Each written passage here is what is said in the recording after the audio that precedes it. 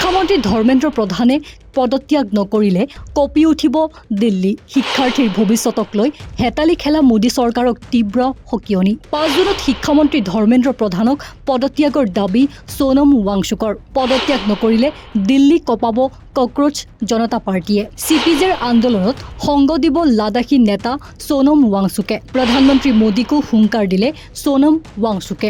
দেশৰ কোটি কোটি ছাত্ৰ ছাত্ৰীৰ ভৱিষ্যতক লৈ নিৰ্লজ্জভাৱে হেতালি খেলা মোদী চৰকাৰ আৰু চূড়ান্তভাৱে ব্যৰ্থ কেন্দ্ৰীয় শিক্ষামন্ত্ৰী ধৰ্মেন্দ্ৰ প্ৰধানৰ বিৰুদ্ধে এইবাৰ সৰব হৈ পৰিছে প্ৰতিষ্ঠিত সমাজকৰ্মী তথা পৰিৱেশবিদ সোনম ৱাংচুক।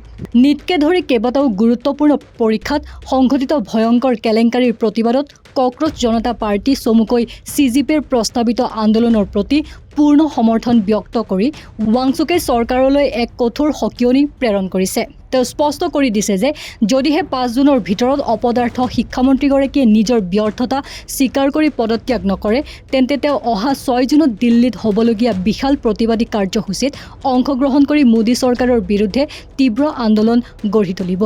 ৰাষ্ট্ৰীয় সুৰক্ষা আইন NSAৰ দৰে কলা আইনৰ অধীনত কাৰোবাক খাটি মুকলি আকাশৰ তললৈ অহাৰ পাছত মোদী চৰকাৰৰ স্বেচ্ছাচাৰী শাসনৰ বিৰুদ্ধে এয়া তেওঁৰ প্ৰথমটো মুকলি বিদ্ৰোহ। শিক্ষামন্ত্ৰী ধৰ্মেন্দ্ৰ প্ৰধানক তীব্ৰ ভাষাৰে সমালোচনা কৰি ৱাংচুকে কয় যে এখন আত্মমৰ্যাদা সম্পন্ন গণতান্ত্ৰিক দেশত এনেধৰণে প্ৰশ্নকাকত ফাদিল হ'লে আৰু সমগ্ৰ শিক্ষা ব্যৱস্থাটোৱে বিকল হৈ পৰিলে শিক্ষামন্ত্ৰীয়ে তৎকালীনভাৱে পদত্যাগ কৰা উচিত।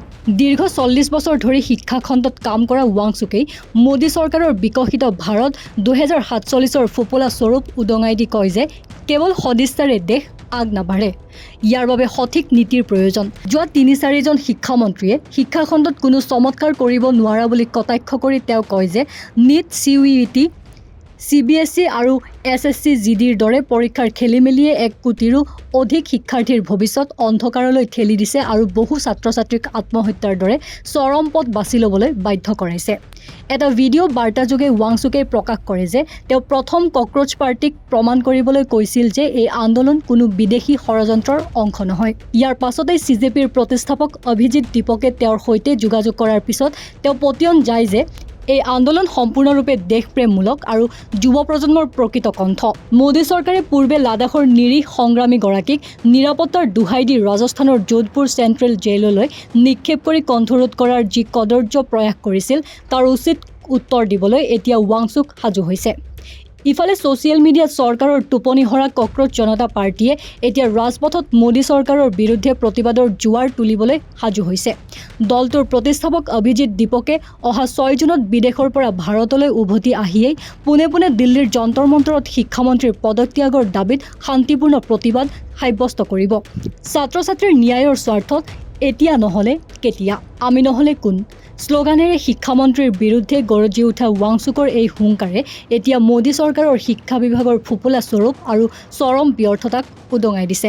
News desk report, north east নাও।